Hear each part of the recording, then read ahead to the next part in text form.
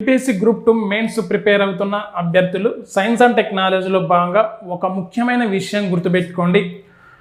December 29 అంటే ఈ రోజున అనగా 1965 డిసెంబర్ 29న భారత సైన్యంలోకి మొట్టమొదటి ఫస్ట్ ఇండిజినస్ బ్యాటిల్ ట్యాంకును ప్రవేశపెట్టడం జరిగింది. అంటే మొదటి స్వదేశీ పరిజ్ఞానంతో తయారు చేయబడిన అభివృద్ధి చేసిన యుద్ధ ట్యాంకును పరిచయం చేయడం జరిగింది, ప్రవేశపెట్టడం జరిగింది.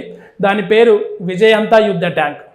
సో విజయంత యుద్ధ ట్యాంక్ 1965 ఇండియా పాకిస్తాన్ యుద్ధంలో దీని సేవలు వినియోగించడం జరిగింది. తర్వాత 1971 నెక్స్ట్ 1984 ఆపరేషన్ బ్లూ స్టార్లో, 1999 కార్గిల్ పోరాటంలో. సో ఇలా ప్రధానమైన యుద్ధాలన్నింటిలో విజయంత యుద్ధ ట్యాంకు సేవల్ని ఉపయోగించడం జరిగింది భారత సైన్యం. చివరగా 2008లో దీని సేవల్ని